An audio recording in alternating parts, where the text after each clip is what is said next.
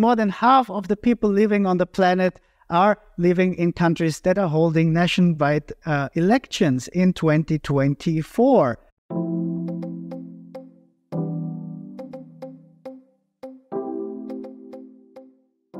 Hi, welcome to Podcast Hubungan Internasional.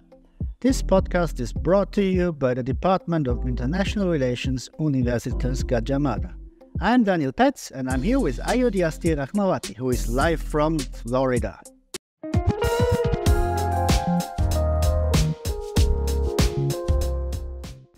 Hi Ayu, how are you? Hi Daniel, I'm good. What about you? Yeah, all fine here in Yogyakarta, Indonesia. And today we are gonna talk about elections. This year, biggest election year ever in human history. According to The Economist, more than half of the people living on the planet are living in countries that are holding nationwide elections in 2024. The second, third, and fourth, and fifth biggest countries by population are all holding elections now, including, of course, also Indonesia. And but not all is fine. As VDEM's report shows, we are facing a trend of global autocratization and democratic backsliding, and about 72% of global populations are now living in autocracy. So not all of the elections that we're going to see this year will be free and fair. So let's discuss a little bit about kind of what is going on and kind of make a tour around the world to see kind of which elections are happening. So which direction should we go, Ayu? I don't know. There are many to discuss. Why don't we just, throw a coins? Okay. If it's heads, we go to the east. If it's tails, we go to the west. And it is heads. So let's move to the east and look at East Asia and the Pacific first. So lots of election going on there. One important one already happened this January in Taiwan, where the ongoing government, which is kind of pro-independence, won the presidency. So we will see kind of likely a continuation of the tense relations with China going forward. And also in the Pacific, actually, the topic of Taiwan and China is quite important. So we have 3 elections in the Pacific this year, in Tuvalu, in the Solomon Islands, and in Kiribati. And Tuvalu already voted, and it's quite interesting because Tuvalu just passed a treaty, which is called the Falepili Union Treaty with Australia last year, which gives Australia basically veto powers on the foreign policy in Tuvalu in exchange for Tuvaluans being able to migrate to Australia to deal with climate change. And the Prime Minister basically supported the treaty and the opposition opposed it. And in the elections that already took place this January, the opposition won. So we might see a shift. And so Tuvalu is also acknowledging Taiwan, while the opposition wants probably to acknowledge China. So we'll see how that goes. Yeah? Solomon Islands also had huge protests after they switched kind of from acknowledging Taiwan to PCR in 2019, with kind of intervention of Australia, New Zealand, Fiji, kind of quelling those protests in 2021. Again, here the opposition is promising kind of to review relations with China and maybe make a pro-Western cause. So lots of stake in the Pacific there. Kiribati also in 2019 acknowledged the People's Republic over Taiwan. Yeah, so kind of this is definitely a hot topic here in the Pacific. Yeah. 2 more countries, democracies voting in East Asia are Mongolia and South Korea. Mongolia, which surprised me, I didn't know that, actually is, according to Freedom House, has a higher freedom ranking than South Korea. So it is kind of a developed democracy. They did some twisting to kind of their election rules. So it's everybody's guess if the opposition is going to win. South Korea politics are quite interesting, if to say. The one opposition politician was stabbed in January. Then there have been split-offs of the 2 major parties. So it's everybody's guess who is gonna kind of win the election. It depends very much if the conservative prime minister will have a majority to push through his kind of labor market reforms, anti-union agenda, and so on. There have been protests also last year against that. So also a lot of stakes here. Yeah, so very briefly about East Asia and the Pacific. And let's pass the Pacific Ocean and move to the Americas, Ayu. So what's up in the Americas? Of course, there are a lot of things going on in the Americas. I read somewhere that Prime Minister Trudeau is currently seeking for a fourth term, but I guess really the main story from the North Americas currently is the elections of the United States that this country will be having in November. Right now, it seems very possible that we will see a rematch of old competition, right, between Biden and Trump. The question is really whether, each of those candidates will be fit enough to actually lead the country. Both Biden and Trump, likes to portray their opponents as weak and too old to lead the country. And both of them are old. So it's really a question about both physical and mental fitness. Trump has a lot of legal troubles also. He might govern from... Yeah, it's so interesting, right? He has a lot of legal troubles, but it really doesn't prevent him from actually running for the candidate for the Republican Party, but also winning some of the primaries that we have so far. The political polarizations is still there. I think it's not getting higher, but it's still high. Both Trump and Biden continue to see each other as, the source of problem for the whole country. Trump, for example, see Biden as the source of the soaring inflation that the United States is experiencing right now. His security policy is practically threatening the U.S. because it's not as quote-unquote tough as Trump would do in the border, etc. So with the narratives that Biden was actually stealing the election, Trump manages to get some strong support in the primary. So it is very likely for the Republican Party to choose him as the presidential candidate in the upcoming election. For Biden, the narrative is also still the same. Trump is seen as the, most threatening political leaders to U.S. democracy. But interestingly, the voters, CNN did polling some days ago, I think, and both Biden's voters and Trump's voters are saying that if the election is carried out today, they would choose either Biden or Trump simply because, they don't like the other person to win. So it's not because they are happy with the candidates, but simply because they hate the other candidates. It's very interesting. It makes the political scene very volatile. We haven't seen any independent candidates, but some news believe that if there were a third-party candidates, then most likely the voters would cast their vote for the third-party candidates. It's an unpopularity contest rather than a popularity contest. Indeed, it's an unpopularity contest. Yeah, it's so ugly. There are a lot of risk involved. But yeah, it is what it is. And unfortunately, we also, see the same stories from its neighbors, the United States neighbors in the South America and Central America. So we know for quite some time that there are strong anti-incumbent sentiments in Latin America. But then, interestingly, this year, we are seeing, incumbents running for elections, right? Some papers would say that on the one hand, this is actually alarming in countries already polarized by, populist leaders. Incumbent running for election may mean that you have a stronger push for autocratization, although there are also countries where, incumbent running for elections may actually create some openings for moderate political parties or moderate political candidates. So one of the problematic stories come from El Salvador, I guess. So the election is carried out in February 4 between the current president, Nayib Bukele, from Nueva Ideas party. Interestingly, we've heard of this story somewhere. The party was actually established by the president as his own political machine.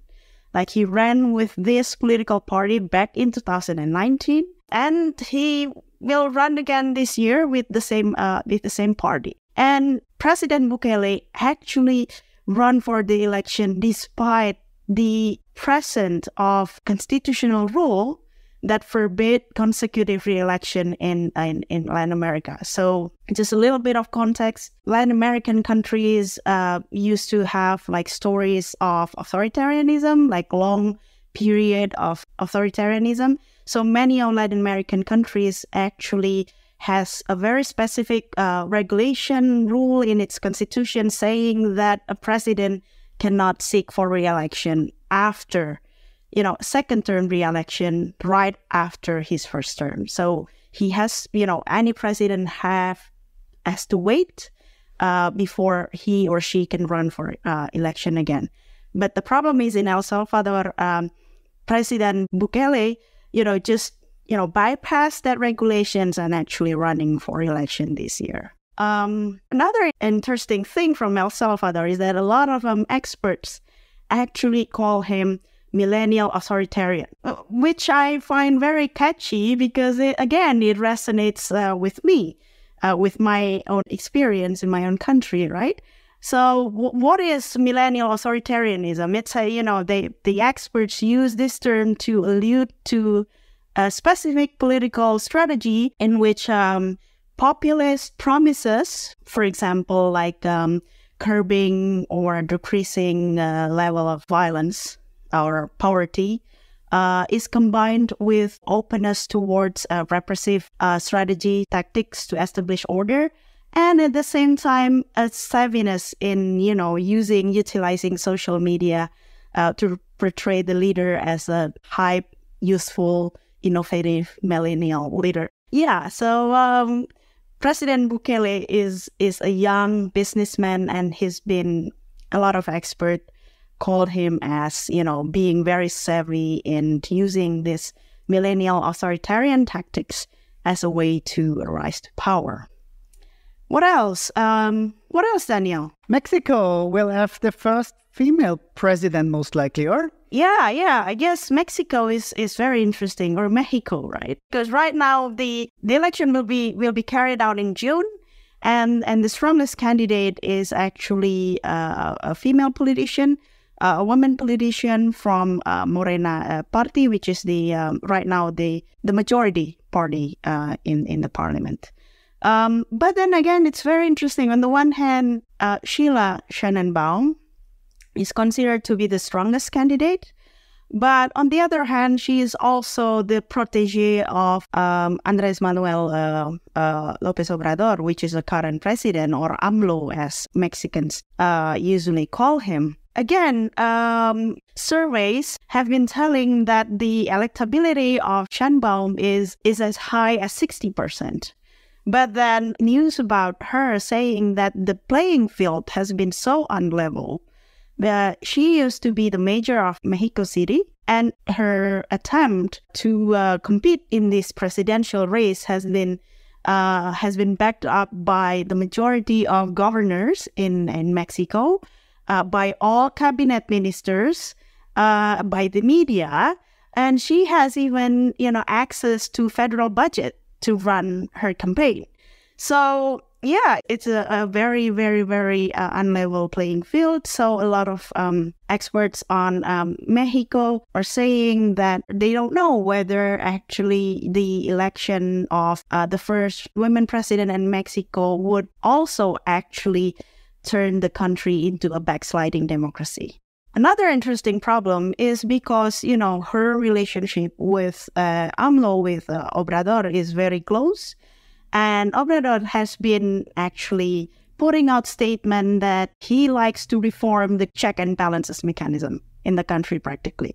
So yes, it is a left-wing populism, but again, both left-wing and right-wing populism can lead to a push for autocratization. So we don't know whether, the election of Sheinbaum would actually lead to a more autocratic left-wing populism. And I have two last countries from Latin America. Venezuela is still in political crisis. Maduro has been using the court to practically banning all opposition since 2013. So yeah, it's a consolidation of autocratic power there. Back in 2023, Maduro regime has entered into agreement with the opposition saying that, okay, we will let everyone to choose their candidates free and fair, but apparently, they're not actually respecting that agreement. So yeah, one of the strongest opposition is actually Maria Corina Machado. She's been disqualified by the Supreme Court for a lot of weird reasons, but not surprising reasons, such as, supporting U.S. sanctions, corruption allegations, etc. Last but not least, Panama. Last year, we've seen, weeks of protest after the government entered into a contract with a big copper mining company from Canada. Panamans, they're saying that the contracts involve several, dubious arrangements. But on the other hand, it's also the biggest copper mining operations in Central America. The concessions contributes to 5 to 10% of Panamans' gross domestic product. So I'm not sure how these protests would actually affect the election. The candidates, two of them have been critical of the contract and the mining operation. One of them is actually the strongest one, is quite conservative, but he is currently processed in court because of a money laundering case. So yeah, we're not sure which candidates will gain benefits of this controversy of mining contract. That's all I have from the Americas. Let's move further east and we arrived in the West. Because the earth is not flat. Hopefully not, otherwise we would have fallen off by now.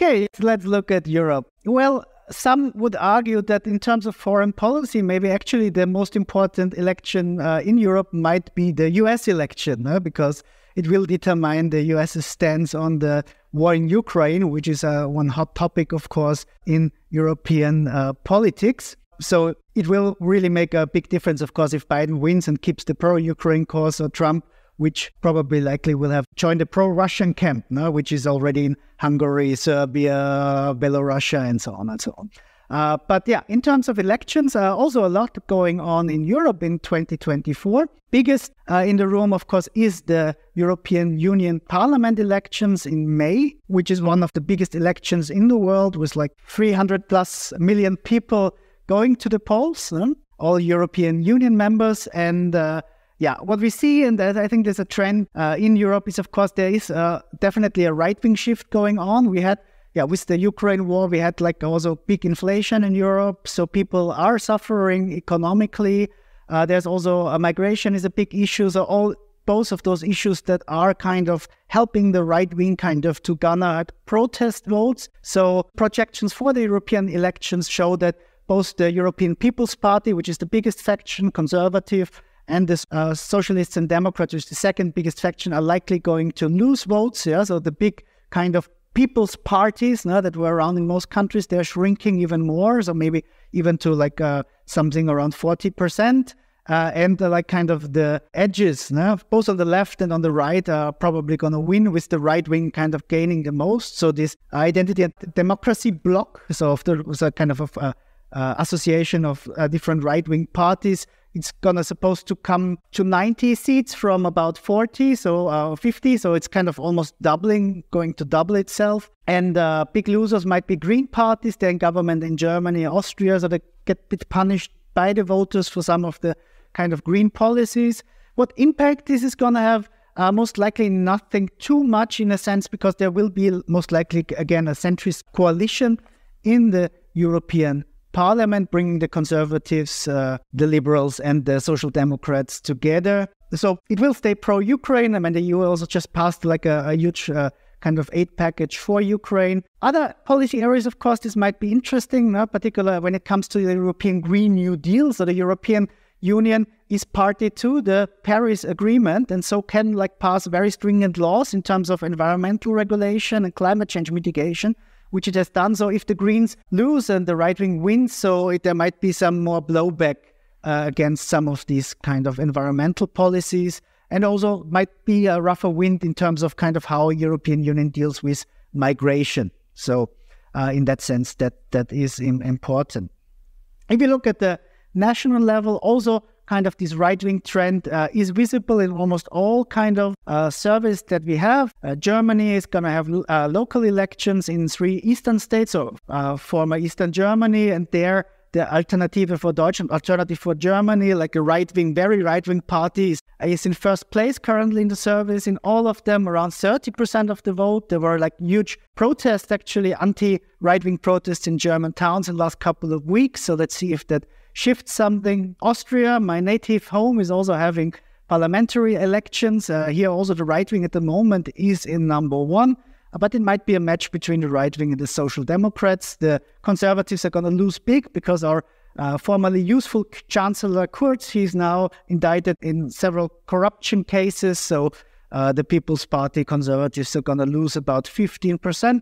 And quite interestingly, in Austria, we have a beer party, and the beer party might actually make it into parliament with up to 6 to 8% of the vote. So probably the first beer party ever to go into parliament. You mean like beer?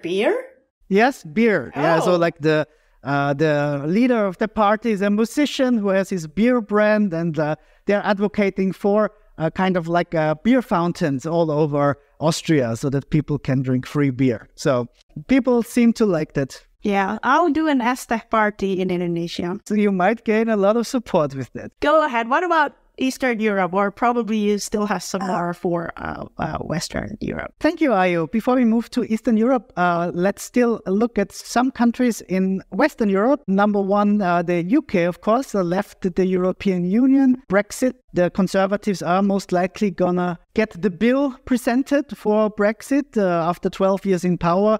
All surveys say that the Labour Party is most likely going to win the House of Commons election this year. Question is how big a landslide it is going to be. The Labour leader Keir Starmer has moved quite to the center, if not to the right. So a lot of people on the left are disappointed with him, particularly in terms of which kind of climate and social policies he's proposing. But no matter what, I think it's quite likely that Labour is going to win big and have a big majority after that. So we'll see. Kind of that might be one of the few bright spots actually for leftist parties in Europe. Also, both Portugal and Romania are going to have national parliamentary elections. And in both countries, the Social Democrats are kind of in government and can try to kind of get the majority again. But again, in both countries, there's new right-wing parties who might get like up 10 to 15% of the vote and might make it difficult for Social Democrats and coalitions to actually kind of keep governing. So there might be, again, switches on right-wing. And there's always the question how the conservative parties and the liberal parties then deal, if they make deals with the right-wing or if they keep the right-wing out of government. So this is a kind of, a big issue in many European countries, as we see. Moving more to the east, another big issue, I think, in European politics is kind of, who will join the European Union next. A number of candidates, countries who have elections. There's Georgia, there's Moldova, there's North Macedonia, and all of them want to join, have kind of this shift. So there's like, on the one hand, there's Russian influence, so there's Russian money and Russian pressure for them to kind of not be pro-European. And there is kind of some parts of the population want to join the European Union. And Georgia, again, they have a pro-Russian party in government. There were big protests again, I think last year or 2 years ago, against like them taking steps against the European Union kind of adhesion process, and the government pulled back. So it's to be seen if kind of the opposition is going to win the election in Georgia. Moldova, they have this breakaway part in Transnistria. So it's very close, of course, also neighboring country to Ukraine. So this is kind of also, again, one of the main topics. No? So is it going to be a pro-EU government or a pro-Russian government? North Macedonia needs to kind of pass a law that acknowledges the Bulgarian and other minorities before they can join the European Union. So again, there's a question if there's going to be a majority, because they need 2/3 majority to change their constitution to do so. And then, of course, some of the autocracies in the Eastern Europe are going to vote. No? First and foremost of them, of course, Russia. Yeah? So Putin is looking to get his 5th term. Want to break a record probably for the most terms as a president. The elections are not going to be free nor fair. He's even taken more steps to make it more difficult. Voting will take place over several days. Civil servants are asked to photo their votes. Basically, most opposition parties and candidates have been disqualified. So some journalists don't speak of an election, but they speak of a coronation for Putin. The last time he got about 77%. Now he's hoping to get around 90%. So he goes towards North Korean territory in his kind of election. Belarus also will have kind of parliamentary election. Also no surprises expected there, but they will make a new body, kind of like a Politburo that kind of deals, because Lukashenko is quite old now, so they're worrying about the kind of who will succeed him. So basically they're putting in place a body that kind of then will at some point determine his successor, because he doesn't have a kind of build up a successor there. Azerbaijan will also held presidential elections. So the president Aliyev called a snap election. He called it a victory election, because Azerbaijan kind of beat Armenia in the conflict on Nagorno-Karabakh last year. So he called a snap election. Again, there's no opposition parties running and so on. So again, it's going to be a coronation. But he's probably trying to kind of sail on this popularity that he got from this military victory in this kind of decades-old conflict that comes from the end of the Cold War and has been protracted conflict kind of in the Caucasus region. So that's kind of a brief update on what's happening on the European election front. Tune in to part 2 of this episode to hear more about elections in Africa, South Asia, and Indonesia. Bye. Thank you.